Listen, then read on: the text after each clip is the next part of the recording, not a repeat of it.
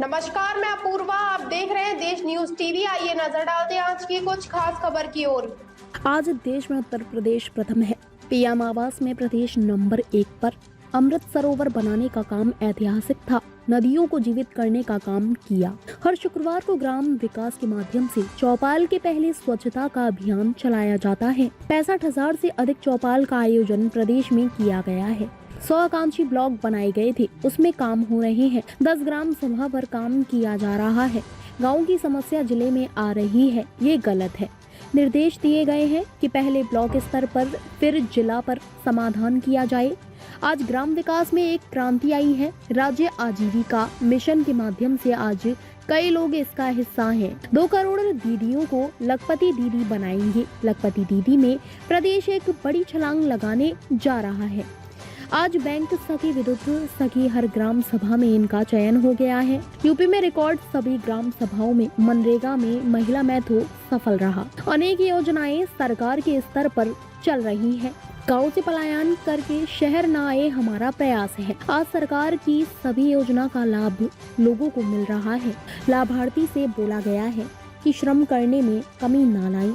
उत्तर प्रदेश 4 जाति गरीब, नौजवान, महिलाओं, किसान सभी मुख्य विकास अधिकारियों को सफल करने के निर्देश दिए हैं। जिन जिलों में बेहतर काम हुआ है उनको सम्मानित किया जाएगा। संकल्प स्वतंत्रता के 75 वर्ष पूरे होने पे जैसे अमृत महोत्सव वर्ष पर हर घर तिरंगा लहराया गया, वैसे हर देश का हर नागरिक विकसित भारत का संकल्प लेगा और वो संकल्प के लिए यात्राएं निकल रही हैं। पूरी सरकार माननीय मुख्यमंत्री जी से लेकर के मैं और मेरे दूसरे उप मुख्यमंत्री, सारे मंत्री परिषद के साथी और सभी माननीय जनप्रतिनिधिगण इसका हिस्सा बनेंगे और यह विकसित भारत बनाने का जो संकल्प है वो 2047 तक पूरा करने का जो संकल्प लिया गया है उसमें निश्चित तौर से उत्तर प्रदेश अपनी अग्रणी भूमिका निभाएगा। लोकपालों की नियुक्ति लटकी हुई है ऐसा बताया जा रहा है। नहीं, लटकी नहीं है। उसके जो वजह से क्या है कि लोग अपनी शिकायतें सही कोनों तक पहुंचा नहीं पा रहे। नहीं, वो कार्रवाई चल रही है। जो मनरेगा के लोकपालों की नियुक्ति की प्रक्रिया चल रही है। सर, ग्राम सभाओं में जो है बड़ी संख्या में सफाई कर्मचारी नहीं है। देखिए, अभी हमने आज ये भी आह्वान किया है कि जिले के जिलाधिकारी, मुख्य विकास अधिकारी, जिले के जो पीडी हैं, जो जिले के हमारे जिला विकास अधिकारी हैं, जिला लेवल के जितने भी अधिकारी, ये स्वच्छता के अभियान में स्वच्छता के लिए जो कर्मचारी हैं वो तो हैं ही, लेकिन स्वच्छता के काम में सब लोग, जैसे शुक्रवार को चौपाल होती है तो या बृहस्पतिवार को एक दिन पहले गांव सभा में स्वच्छता अभियान चलाएंगे। कहीं लीड करने का काम डीएम करे, कहीं सीडीओ करे, कहीं जहां माननीय विधायक लोग, सांसद लोग, माननीय ब्लॉक प्रमुखगण, माननीय जो अन्य जनप्रतिनिधि हैं वो उसमें शामिल हो सकते हैं, तो वो बहुत अच्छा है, उनको सूचना भी दें।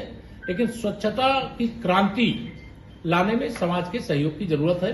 सब लोग मिल करके ही स्वच्छ भारत, स्वच्छ उत्तर प्रदेश बनाएंगे। अब सर एक बात और बता दीजिए, 4 राज्यों में जो है 3 राज्य भारी बहुमत से आप जीत रहे हैं, इसका श्रेय किसको देना चाहते हैं? देखिए, इसका श्रेय तो माननीय प्रधानमंत्री श्री नरेंद्र मोदी जी के मजबूत नेतृत्व को, सफल नेतृत्व को, गरीब कल्याण की योजनाओं को जमीन पर उतारने को है। आज वह भारत है जिस भारत में कभी कांग्रेस की जब केंद्र में सरकार होती थी तो बड़े गर्व से वह कहते थे दिल्ली में संसद में खड़े होकर के कि हम दिल्ली से 1 रुपया भेजते हैं तो 15 पैसा जिसके पास भेजते हैं वहां पहुंचता है। लेकिन माननीय प्रधानमंत्री जी के आने के बाद प्रधानमंत्री जनधन योजना के बैंक खाते 52 करोड़ से अधिक खुले और अब तक 30 लाख करोड़ से अधिक अनेक प्रकार के राशि लोगों को भेजा गया और जो राशि भेजा गया पूरी 30 लाख करोड़ से अधिक की राशि लोगों के खाते में पहुंची। ये डिजिटल भारत भी है, ये भ्रष्टाचार मुक्त भारत भी है। ये माननीय नरेंद्र मोदी जी के नेतृत्व का कमाल है और मोदी जी पर भरोसा है। कांग्रेस और बाकी जो ठगबंधन वो धोखा है। अच्छा, बीजेपी की जीत ने सर विपक्षी गठबंधन में खलबली मचा दी है। कल इन्होंने एकाएक बैठक बुला ली है, बताया जा रहा है अखिलेश यादव भी नहीं पहुंच रहे, ममता बनर्जी भी नहीं पहुंच रहे। तो आपको लगता है कि लोकसभा, देखिए, वो गठबंधन नहीं, वो ठगबंधन है। भ्रष्टाचार के दलदल में डूबे हुए दलों के का एक गैंग है। मनरेगा के कामों में 17 वर्षों का एक डेटा अभी बता रहे थे मुझे कि यह पहली बार है जब पुरुष और महिलाओं के बीच में जो श्रमिक होते हैं उसमें 45% महिलाओं की सहभागिता हुई है। गरीब कल्याण हमारी सरकार की प्राथमिकता है। इस समय अनेक योजनाएं सरकार के अलग अलग विभागों के माध्यम से गांव स्तर पर चल रही हैं। गांव के संतुलित विकास के लिए एक कार्य योजना बनाने को मैंने कहा है कि आज शहर से पलायन करके कोई गांव नहीं जाता है, लेकिन गांव से अगर कोई पलायन करके शहर में आता है तो वह क्यों आता है? तो इसका एक ही कारण है कि गांव में कुछ सुविधाओं का अभाव उनको लगता है। सरकार बजट में शहर के लिए और गांव के लिए एक ही दृष्टिकोण रखती है। गांव में भी सड़क, गांव में भी बिजली, गांव में भी अब हर घर नल से जल, हर घर में शौचालय, जिनके पास आवास नहीं उन्हें प्रधानमंत्री और मुख्यमंत्री आवास, प्रधानमंत्री गरीब कल्याण अन्न योजना के माध्यम से राशन, बीमार हो गए तो उनको इलाज के लिए आयुष्मान भारत कार्ड, मतलब लगभग सारी जो बुनियादी सुविधाएं वो उपलब्ध हैं।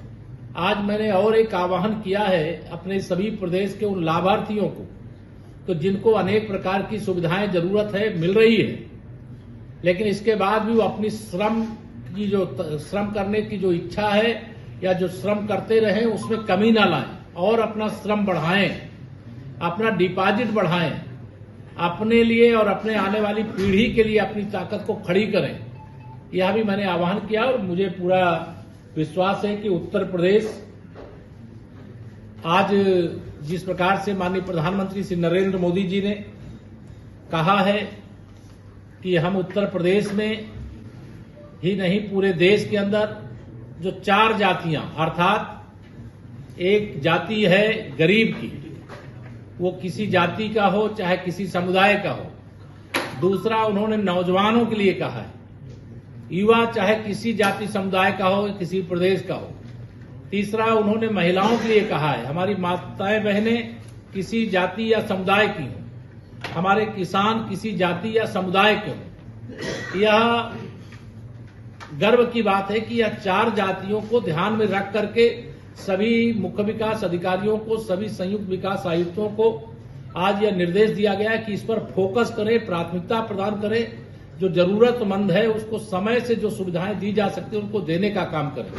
हम हर मामले में हमारा प्रयास है कि उत्तर प्रदेश बहुत तेजी से आगे बढ़ रहा है, विकास के पथ पर आगे बढ़ रहा है, गरीब कल्याण की योजनाओं की इम्प्लीमेंट में आगे बढ़ रहा है। आने वाले समय में हम हर क्षेत्र में नंबर 1 होंगे, ऐसा हमें पूरा विश्वास है। आज मैंने यह भी कहा है कि जिन जिलों ने सर्वश्रेष्ठ काम, चाहे वह अमृत सरोवर में, प्रधानमंत्री आवास, मुख्यमंत्री आवास योजना में, स्वच्छता में, नदियों को पुनर्जीवित करने में, सोशल ऑडिट में, महिलाओं के सशक्तिकरण में, अधिक से अधिक लोगों को रोजगार दिलाने में, जिन जिलों ने अच्छा काम किया है उनको आने वाले समय में प्रशस्ति पत्र भी विभाग की ओर से देने का काम करेंगे। आज मेरी ओर से इतना कहना है, अगर आप में से कोई कुछ पूछना चाहे तो वह पूछ सकता है। सर ये जो इंडिया अलायंस है इसको लेकर मैंने आज ये निवेदन किया था, आज मुख्य विकास अधिकारियों के साथ एक दिवसीय कार्यशाला है। विकास से जुड़े हुए सवाल आप यहाँ कर लें और फिर मैं नहीं तो अभी आज ये सब विकास को आप उड़ा दोगे। मैं गाँव में सर विकसित भारत संकल्प यात्रा चल रही है। हाँ, मैंने आज कितना फायदा मिलता है? मेरा मतलब देखिए, मेरा संकल्प विकसित भारत, इसके लिए भी निर्देश दिया है और इसका निश्चित तौर से बहुत दूर जो विकास में पीछे छूट गई हैं उनको आगे लाने का भी निर्देश दिया है और उस पर भी काम प्रारंभ हुआ है। गांव की समस्याएं गांव में अगर समाधान होती हैं तो वह जिले में नहीं आती हैं, ब्लॉक तक ही वह समस्या हल हो जाती है। लेकिन अगर गांव की समस्याएं जिले में आ रही हैं तो नीचे का सिस्टम कहीं न कहीं लापरवाही करता है। तो यह भी निर्देश दिया है कि हर हाल में सुनिश्चित करेंगे कि अधिक से अधिक समस्याओं का समाधान पहले ब्लॉक स्तर पर हो। जो समस्याएं ब्लॉक स्तर से समाधान नहीं हो सकती हैं उनको जिला स्तर पर समाधान किया जाए। ग्राम विकास के क्षेत्र में एक क्रांति आई है। हम लोगों ने 18 मंडलों में जो हमारे ब्लॉक प्रमुख और बीडीओ इनके सम्मेलन आयोजित किए हैं। हमारे जो उत्तर प्रदेश राज्य आजीविका मिशन के माध्यम से लगभग 10 लाख समूह और 1 करोड़ 20 लाख से अधिक हमारी दीदियां उसका हिस्सा हैं। माननीय प्रधानमंत्री श्री नरेंद्र मोदी जी ने लाल किले से आह्वान किया था कि हम देश की 2 करोड़ दीदियों को लखपति दीदी बनाएंगे और लखपति दीदी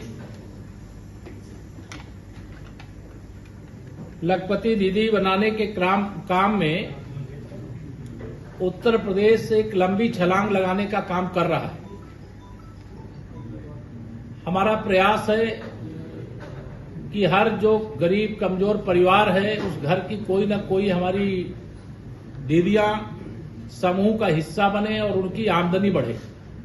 आज मुझे बताते हुए ये गर्व की बात है कि चाहे बीसी सखी हो, चाहे बैंक सखी हो, चाहे विद्युत सखी हो, यह हमारी हर ग्राम सभा में इनका चयन हो चुका है, अधिकतम का प्रशिक्षण हो चुका है और महिला सशक्तिकरण की दिशा में यह एक ऐतिहासिक कदम है। हमारे उत्तर प्रदेश ने एक और रिकॉर्ड बनाया है जो देश में एक मिसाल कायम करने की बात है। उत्तर प्रदेश में सभी ग्राम सभाओं में मनरेगा के योजना के अंतर्गत महिला मेठों का चयन किया गया है और महिला की कार्यशाला करते हैं। आज 5 दिसंबर को इस वर्ष की कार्यशाला संपन्न हुई है।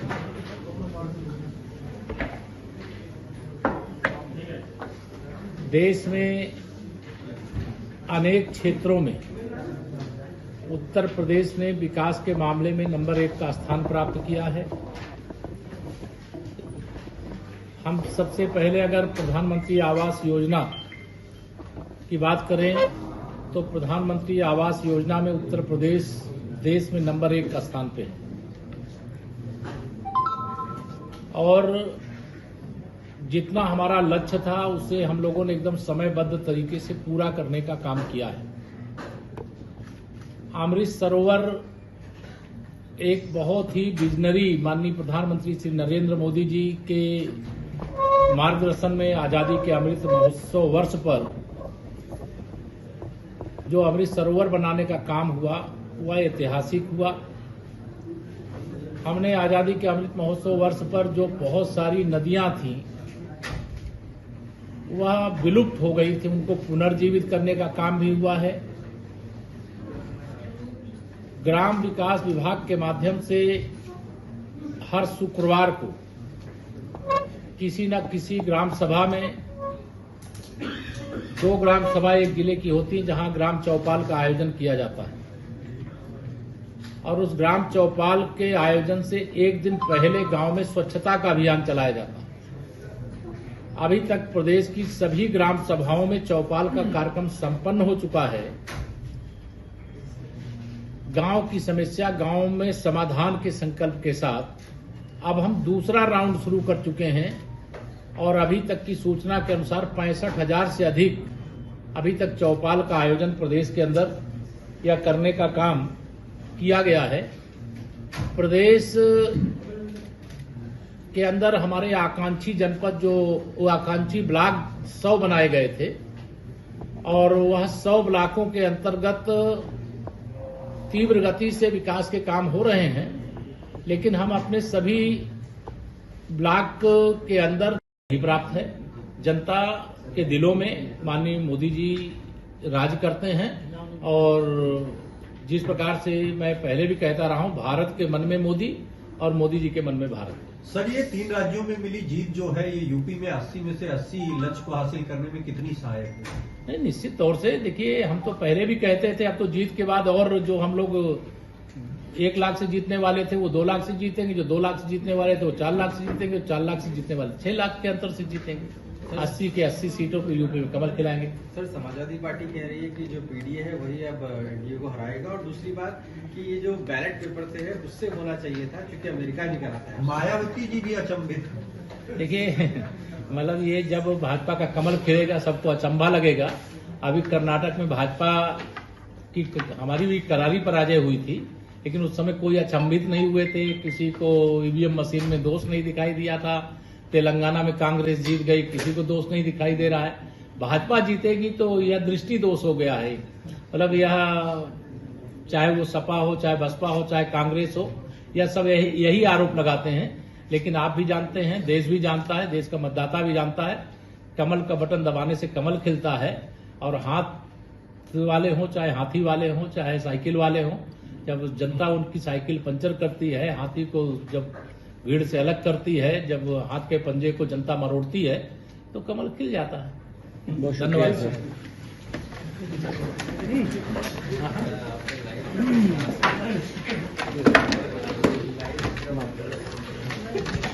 सर।